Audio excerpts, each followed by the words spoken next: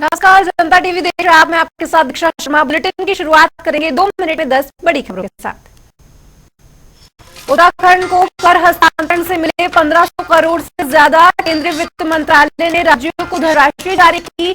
सभी राज्यों को कर हस्तांतरण की किट जारी की। मुख्यमंत्री धामी ने पीएम मोदी का जताया आभार। अजय टम्टा को मोदी कैबिनेट में जगह। सीएम धामी ने अजय टम्टा को दी बधाई। कहा, आपके सहयोग से सड़क कनेक्टिविटी के क्षेत्र में हो रहे विकास कार्यों को मिलेगी विकास। अब कैंची धाम में भी रील बनाने पर प्रतिबंध। वीडियोग्राफी और फोटोग्राफी करना होगा सख्त एक्शन। 15 जून को कैंची मंदिर की स्थापना दिवस पर भव्य कार्यक्रम का आयोजन। नैनीताल डीएम वंदना सिंह ने जारी किया आदेश। कुमाऊं कमिश्नर दीपक रावत ने ली बैठक। कैंची धाम में होने वाले मेले को लेकर हुई बैठक। कैंची महोत्सव व्यवस्थाओं को लेकर दी जानकारी। मसूरी में छात्रों ने निकाली जागरूकता रैली। प्लास्टिक बैग का प्रयोग नहीं करने पर निकाली रैली। कई प्रकार के स्लोगन और नारों से लोगों को किया जागरूक। कांग्रेस कार्यकर्ताओं ने किया प्रदर्शन। सरकार के खिलाफ जमकर की नारेबाजी। नीट परीक्षा में धांधली का लगाया आरोप। भवानीगंज में केंद्र सरकार का फूका पुतला। उधम सिंह नगर में अवैध लकड़ी सरकारी को वन विभाग ने पकड़ा। लकड़ी से भरे ट्रैक्टर ट्रॉली को किया जब्त। ट्रैक्टर चालक समेत अन्य अभियुक्ति मौके से फरार।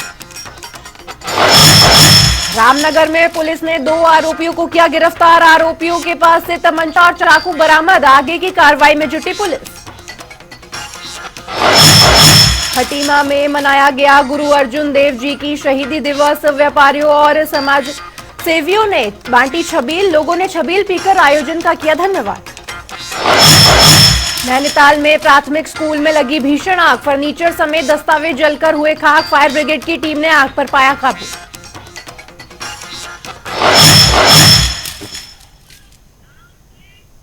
और चलिए रुक करते हैं खबरों का। मुख्यमंत्री पुष्कर सिंह धामी ने मॉनसून से पूर्व सचिवालय स्थित सभानगर में हाई लेवल बैठक की। उत्तराखंड में हर साल मॉनसून सीजन सरकार के लिए चुनौतीपूर्ण रहता है। ऐसे में पूर्व चुनौतियों को देखते हुए राज्य सरकार अपनी व्यवस्था पुख्ता कर रही है। उत्तराखंड में 4 धाम के मद्देनजर मॉनसून यात्रियों को सुविधाओं के लिए व्यवस्था का जायजा लिया गया। साथ ही प्रदेश में जल भराव की समस्या को रोकने के लिए नदी और नालों की साफ सफाई की व्यवस्था तेज कर दी गई है। बैठक में मुख्यमंत्री पुष्कर सिंह धामी ने कहा कि मॉनसून की चुनौतियों को देखते हुए सरकार एक्टिव मोड में है। हर परिस्थिति के लिए हम पूर्व में तैयारी कर रहे हैं ताकि प्रदेश की जनता समेत 4 धाम के यात्रियों को मॉनसून में असुविधाएं न हो। क्योंकि मानसून सत्र हमेशा से हमारे लिए एक चुनौती जैसा होता है, क्योंकि किसी न किसी रूप में हमको आपदाओं का भी सामना करना पड़ता है, अतिवृष्टि का सामना करना पड़ता है, नदी नालों की जो बाढ़ आती है उसका भी सामना होता है, जल भराव होता है। तो उसी से संबंधित क्योंकि आगे हमको किस प्रकार से काम करना है, हमारा पूरा एडमिनिस्ट्रेशन एक एक्शन मोड में रहे और जहाँ भी ज़रूरत हो उससे पहले से जो तैयारियाँ करनी है वो सब तैयारियों के लिए कि कहीं जहाँ साफ़ सफाई होनी है साफ़ सफाई हो, कुछ जगह पर जो नाले बंद हो गए हैं उन सबको खोला जाए, कहीं पर जो है कूड़ा जमा हो जाता है वो सब चीज़ें, और साथ में ऐसे समय में रोडें बंद हो जाती हैं तो रोडें भी खुलें। चूँकि 4 धाम यात्रा भी चल रही है तो उसका भी विशेष रूप से चूँकि यह है कि कहीं मार्ग ज़्यादा लंबे समय तक अवरुद्ध न हो, तो इन सब विषयों पर बात कर रहे हैं। साथ ही उत्तराखंड में खाली हुई 2 विधानसभा सीटों के लिए निर्वाचन आयोग ने चुनावी तारीखों का ऐलान कर दिया है। इन दोनों सीटों पर 10 जुलाई को वोटिंग होनी है, जबकि 13 जुलाई को नतीजे आने हैं। बद्रीनाथ और मंगलोर विधानसभा खाली हुई थी। वहीं कांग्रेस प्रदेश प्रवक्ता नवीन जोशी ने कहा कि प्रदेश की 2 सीटों पर जो उपचुनाव होना है उसमें प्रदेश की जनता ने कांग्रेस को जीत दिलाने का मन बना लिया है, क्योंकि इससे पहले भी बद्रीनाथ सीट पर कांग्रेस के विधायक राजेंद्र भंडूरी चुने गए थे और मंगलौर सीट पर बसपा के विधायक बीजेपी के उत्तराखंड के विकास के लिए कोई भी काम नहीं किया है। जनता इसको देख रही है और जनता इस बार दोनों सीटों पर कांग्रेस को जीत दिलाएगी। चुनाव की तारीख आई है, हम उनका स्वागत करते हैं। राज्य की जनता ने कांग्रेस के ऊपर विश्वास किया है। बद्रीनाथ की अगर हम बात करें, वहां की जनता ने कांग्रेस विधायक को चुन के भेजा था। अब कांग्रेस के विधायक कांग्रेस छोड़ के चले गए हैं, लेकिन जो मतदाता हैं वो आज भी वही हैं, वो कांग्रेस छोड़ के नहीं गए, उन्होंने कांग्रेस के पक्ष में मतदान किया है। अभी जो मंगलवार की अगर हम बात करें, लोकसभा का चुनाव हुआ तो 25,000 वोटों से वहां से मंगलौर से उस विधानसभा से कांग्रेस जीती है। तो निश्चित तौर पे राज्य की जनता का जो रुझान है कांग्रेस के पक्ष में है, उन्होंने कांग्रेस में विश्वास जताया है और कांग्रेस पूरी मजबूती के साथ चुनाव के लिए तैयार है। हमारे वहां पे पर्यवेक्षक भी जाएंगे, हमारे प्रदेश अध्यक्ष जी का भी दौरा वहां पे हो रहा है, वो भी वहां पे जा रहे हैं और हमारे राज्य के जो वरिष्ठ नेता हैं उन क्षेत्रों में जाएंगे और वहां के जो ब्लॉक अध्यक्ष हैं, जो हमारे वहां के बीएलओ हैं, जो हमारे बीएलएज हैं, उनसे संपर्क हम स्थापित करेंगे। तो वहीं उत्तराखंड प्रदेश के कृषि मंत्री गणेश जोशी ने जिले के अधिकारियों के साथ बैठक की, जिसमें उन्होंने अधिकारियों को सख्त दिशा निर्देश देते हुए कहा कि वो अपने ऑफिस में सुबह 10 बजे से 12 बजे तक बैठकर जनता की समस्याओं को सुनेंगे। मीटिंग के बाद गणेश जोशी ने काशीपुर में बीजेपी नेता दीपक बाली आवास पर पहुंचकर पत्रकारों से बातचीत की। उन्होंने कहा कि देश के प्रधानमंत्री नरेंद्र मोदी जी तीसरी बार देश की कमान संभाल रहे हैं और उन्हें जिस तरीके से जनता का अपार स्नेह मिला है वो अपने आप में एक मिसाल है। कि जहां मोदी जी देश के प्रधानमंत्री बने हैं, वहीं इस जिले से एक विधानसभा को छोड़कर अन्य सभी विधानसभाओं से भारतीय जनता पार्टी के प्रत्याशी अजय भट्ट जी को प्रचंड बहुमत समर्थन मिला है और उत्तराखंड में सबसे ज्यादा मतों से माननीय अजय भट्ट जी विजयी हुए। मैं उसके लिए यहाँ की जनता का आभार करने के लिए आया हूँ और इस प्रकार से मोदी जी ने पहली कैबिनेट में किसानों की चिंता की है। किसान सम्मान निधि की किस्त 20,000 करोड़ रुपए जारी कर दिए हैं। तो उधर हरिद्वार लोकसभा चुनाव जीतने के बाद पहली बार बीजेपी सांसद त्रिवेंद्र सिंह रावत दिल्ली से रुड़की पहुंचे, जहां बीजेपी कार्यकर्ताओं ने उनका जोरदार स्वागत किया। इस मौके पर बीजेपी कार्यकर्ताओं में भारी उत्साह नजर आया। इस दौरान बीजेपी सांसद त्रिवेंद्र सिंह रावत ने कहा कि देश की जनता ने तीसरी बार मोदी नरेंद्र पर विश्वास जताया है। देश की जनता आज भी प्रधानमंत्री नरेंद्र मोदी पर विश्वास करती है। बीजेपी की हैट्रिक लगाना एक ऐतिहासिक कदम है। मैं आप सब पत्रकार मित्रों का धन्यवाद करना चाहता हूं और तमाम जो हमारे पार्टी कार्यकर्ता हैं, एक बार चुनाव संपन्न होने के बाद उनसे मुलाकात हुई थी, मतगणना के समय मुलाकात हुई थी और आज जब संसद की सदस्यता हो गई है तो एक बार कार्यकर्ताओं से मिलने का एक प्रोग्राम है और कार्यकर्ताओं से मिलकर के और भविष्य की रूपरेखा बनाई जाएगी। अभी एक बार आज तो बहुत सीमित मकसद है। कार्यकर्ताओं का धन्यवाद और जनता का आभार प्रकट करने के लिए, मतदाताओं का आभार प्रकट करने के लिए अब हम कार्यक्रम बनाएंगे। तो वहीं रामनगर में कांग्रेस कार्यकर्ताओं ने केंद्र सरकार के खिलाफ जमकर नारेबाजी करते हुए प्रदर्शन किया। साथ ही भवानीगंज में केंद्र सरकार का पुतला भी फूका। यूथ कांग्रेस के प्रदेश प्रवक्ता एडवोकेट फैजुल हक ने केंद्र सरकार पर नीट परीक्षा में हुई धांधली का आरोप लगाया और कहा कि सरकार लगातार युवाओं के भविष्य के साथ खिलवाड़ कर रही है। नीट परीक्षा में एक ही केंद्र के कई बच्चों के पास होने पर सरकार पर प्रश्न चिन्ह लगता है। ये नीट की जो परीक्षाएं पूरे देश में आयोजित की गई भारत सरकार द्वारा, इसमें बृहद स्तर पर धांधली है और ये नौजवानों के साथ, युवाओं के साथ एक बहुत बड़ा धोखा है। हर किसी परीक्षा का एक वार्षिक कैलेंडर जारी होता है, इसी तरीके से इसमें भी कैलेंडर जारी हुआ था। इसका परीक्षा 14 तारीख को घोषित होना था। जिस दिन पूरे देश में लोकसभा की चुनाव की मतगणना हो रही थी, उस दिन इसको जो है षड्यंत्र के तहत नीट के रिजल्ट को आउट किया गया और उसमें इतनी बड़ी धांधली है कि एक ही सेंटर के लोग जो है बिल्कुल टॉप आ गए, पूरे देश के अंदर 720 अंक ले आए। और इसमें जो मार्किंग का सिस्टम है उसके हिसाब से भी इन्होंने इस तरीके से होना ही नहीं चाहिए था। केंद्र सरकार के खिलाफ हमने आज पुतला दहन किया है कांग्रेस ने।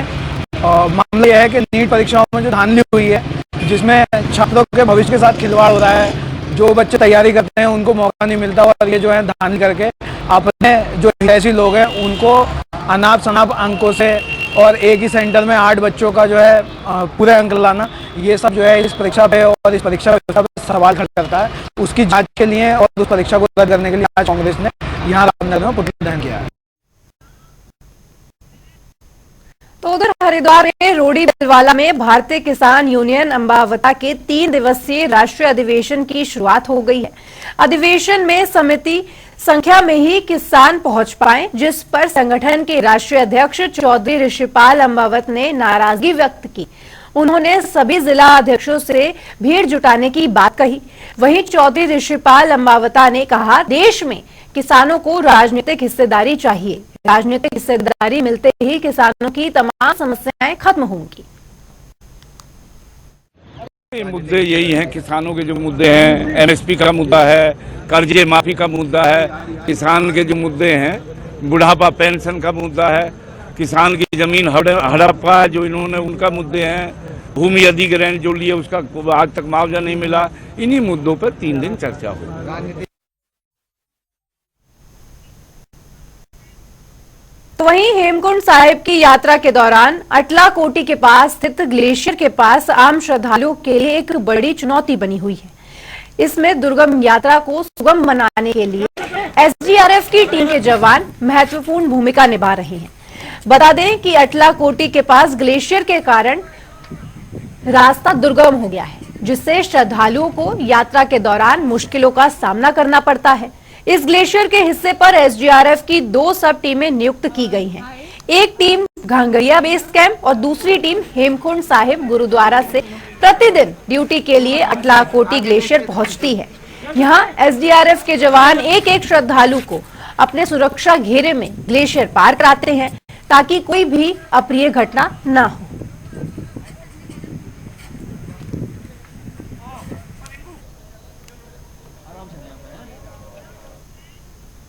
तो वहीं मसूरी में स्कूल के छात्रों ने प्लास्टिक बैग के प्रयोग न किए जाने को लेकर एक जागरूकता रैली निकाली। इस मौके पर छात्र छात्राओं ने मसूरी लंडौर गुरुद्वारा चौक से अंबेडकर चौक तक प्लास्टिक बैग न प्रयोग करने को लेकर विभिन्न प्रकार के स्लोगन और नारों से लोगों को जागरूक करने का काम किया।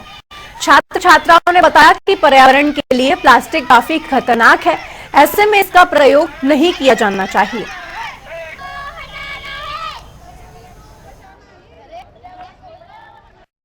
इसमें RN Bhargava inter college, Mussoorie girls inter college और ज्ञानंद इंटर कॉलेज इस रैली में प्रतिभाग कर रहे हैं। और इसका मुख्य उद्देश्य है कि शहर को स्वच्छ कैसे रखें, प्लास्टिक से मुक्त कैसे रखें, इसकी जागरूकता को लेके एक इनके द्वारा एक रैली का आयोजन किया गया है।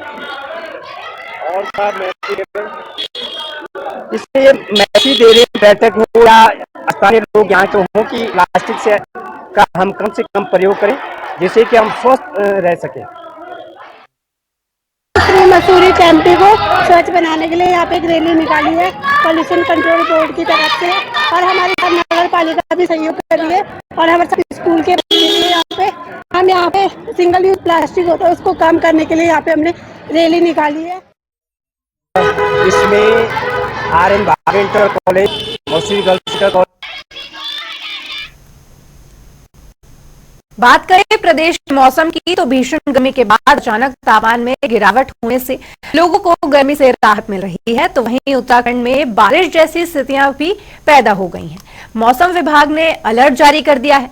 ऐसे में 4 धाम की यात्रा को लेकर भी कई तरह की सावधानियां बरतने की चेतावनी दी गई है, जिसके चलते मौसम वैज्ञानिकों ने यात्रियों को सुरक्षित स्थानों पर बने रहने की हिदायत दी है।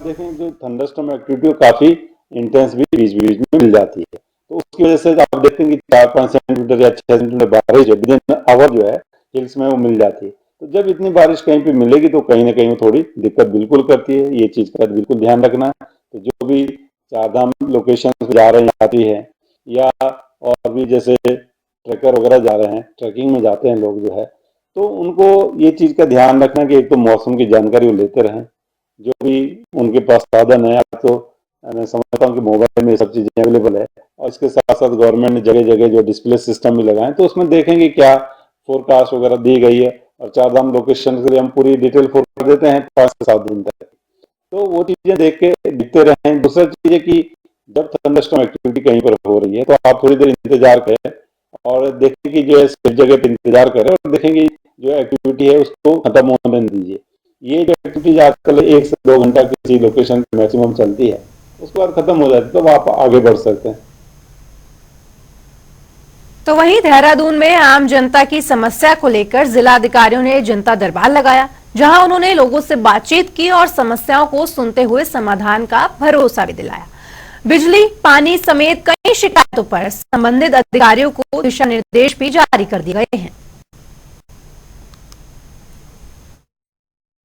3+ शिकायतें हमारे यहाँ पे आई हैं और अलग अलग विभागों से रिलेटेड आई हैं।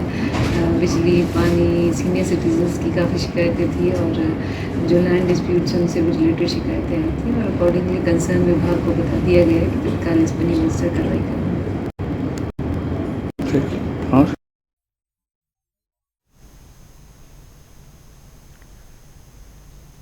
वहीं कैंचीधाम में आयोजित होने वाले मेले की व्यवस्थाओं के संबंध में मंडलायुक्त दीपक रावत की अध्यक्षता में नैनीताल क्लब सभागार में बैठक का आयोजन किया गया।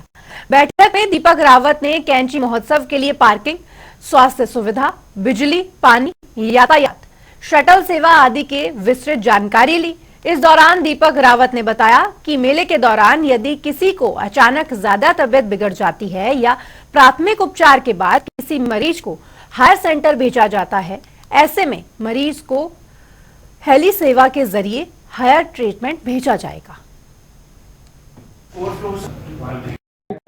देखिए, कुल मिला के प्लान तो यही है कि जो अलग अलग पॉइंट्स हैं हमारे, जो पार्किंग के पॉइंट्स हमने बनाए हैं, उससे शटल सेवा चले। अब पुलिस का ये मानना है क्योंकि इस बार ये सैटरडे को हो रहा है और वीकेंड्स पे बहुत दबाव पहले से भीड़ का है, तो ऐसी भी संभावना होगी कि शटल को भीमताल से ही चलाना पड़े।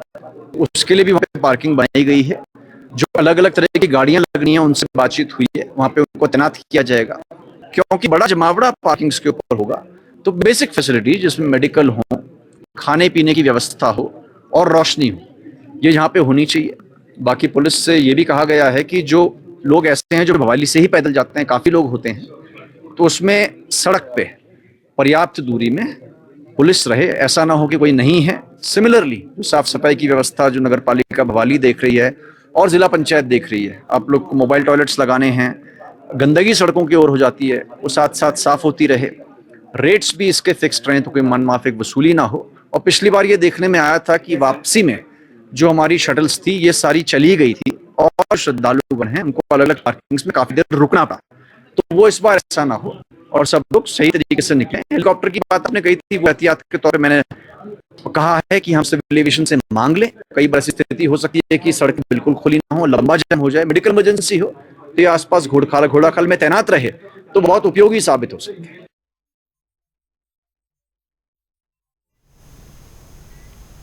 12 ज्योतिर्लिंगों में सर्वोच्च केदारनाथ धाम की अनोखी कहानी है। कहते हैं कि केदारेश्वर ज्योतिर्लिंग के प्राचीन मंदिर का निर्माण पांडवों ने करवाया था। पुराणों के अनुसार केदार महर्षि अर्थात भैंसे का पिछला अंग है। यहाँ भगवान शिव भूमि में समा गए थे। आइए जानते हैं इस मंदिर के बारे में। केदारनाथ मंदिर का क्या है पौराणिक इतिहास? पांडवों ने क्यों बनवाया था केदारनाथ मंदिर? बाढ़ के तांडव में कैसे बचा केदारनाथ का मंदिर?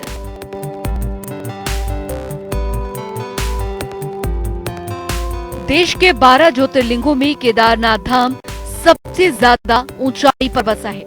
ये धाम मंदाकिनी नदी के किनारे 3581 मीटर की ऊंचाई पर स्थित है, जो उत्तराखंड का सबसे विशाल शिव मंदिर है और पत्थरों के शिलाखंडों को जोड़कर बनाया गया है। ये ज्योतिर्लिंग त्रिकोण आकार का है और इसकी स्थापना के बारे में कहा जाता है कि हिमालय के केदार श्रृंग पर भगवान विष्णु के अवतार नर और नारायण ऋषि तपस्या करते थे। उनकी तपस्या से प्रसन्न होकर भोलेनाथ प्रकट हुए और उन्हें ज्योतिर्लिंग के रूप में सदा वास करने का वरदान दिया। भगवान भगवान केदारनाथ के दर्शन के लिए ये मंदिर केवल 6 महीने ही खुलता है और 6 महीने बंद रहता है। ये मंदिर वैसाखी के बाद खोला जाता है और दीपावली के बाद पड़वा को बंद किया जाता है। जब 6 महीने का समय पूरा होता है तो मंदिर के पुजारी इस मंदिर में एक दीपक जलाते हैं जो कि अगले 6 महीने तक जलता रहता है। 6 महीने बाद जब ये मंदिर खोला जाता है तब ये दीपक जलता हुआ मिलता है। दीपावली महापर्व के दूसरे दिन बंद होते हैं कपाट। 6 माह तक जलता रहता है दीपक। मई में केदारनाथ खोलते हैं कपाट। उत्तराखंड में 4 धाम की यात्रा होती है आरंभ। केदारनाथ धाम का उल्लेख स्कंद पुराण के केदारखंड में मिलता है। कहा जाता है कि मंदिर का निर्माण कत्यूरी शैली में हुआ है। पांडवों के वंशज जन्मेजय ने यहाँ इस मंदिर की स्थापना की थी। बाद में आदि शंकराचार्य द्वारा इसका जीर्णोद्धार कराया गया था। ऐसी मान्यता है कि द्वापर काल में जब पांडवों ने महाभारत का युद्ध जीत लिया था तब उन्हें इस बात की ग्लानि हो रही थी कि उन्होंने अपने भाइयों सगे संबंधियों का वध किया है। उन्होंने बहुत पाप किया है, इसे लेकर वो बहुत दुखी रहा करते थे। इन पापों से मुक्ति के लिए पांडवों ने भगवान शिव के दर्शन के लिए काशी पहुंचे। लेकिन इस बात का पता जब भोलेनाथ को चला तो वो नाराज होकर केदारनाथ चले गए। फिर पांडव भी भोलेनाथ के पीछे पीछे केदारनाथ पहुंच गए। फिर भगवान शिव ने पांडवों से बचने के लिए बैल का रूप धारण कर बैल की झुंड में शामिल हो गए। तब भीम ने अपना विराट रूप धारण कर 2 पहाड़ों पर अपना पैर रखकर खड़े हो गए। सभी पशु भीम के पैरों के नीचे से चले गए, परंतु भगवान शिव अंतर्ध्यान होने ही वाले थे कि भीम ने भोलेनाथ की पीठ पकड़ ली। पांडवों की इस लालसा को देखकर शिव बहुत प्रसन्न हुए और उन्हें दर्शन दिए। इसके बाद पांडव इस पाप से मुक्त हुए। इसके बाद पांडवों ने यहाँ पर केदारनाथ के मंदिर का निर्माण करवाया था, जिसमें आज भी बैल के पीठ की आकृति पिंड के रूप में पूजा की जाती है। उत्तराखंड का केदारनाथ धाम आस्था का प्रतीक, हिंदुओं के लिए पवित्र माने जाने वाले 4 धामों में से एक बाबा भोलेनाथ का धाम। करीब 11 साल पहले यहाँ जो कुछ हुआ वे भयावह था। स्थिति विकराल थी। तब के और अभी के केदारनाथ में सिर्फ बदलाव हुआ है।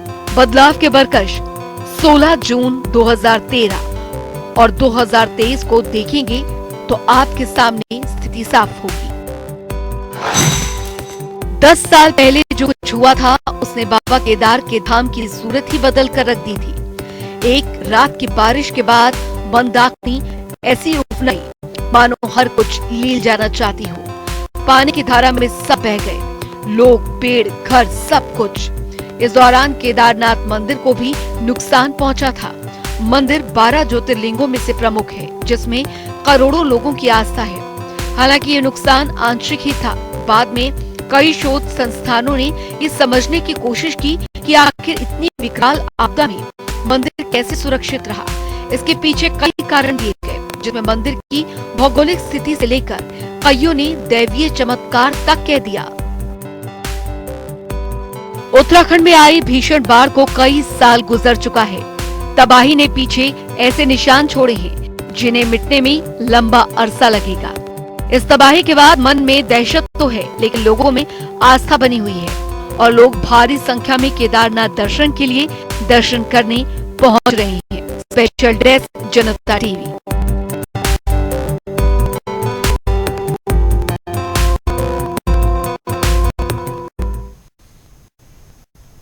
फिलहाल बुलेटिन में केवल इतना ही, लेकिन खबरों का सिलसिला जनता टीवी पर लगातार जारी है। नमस्कार।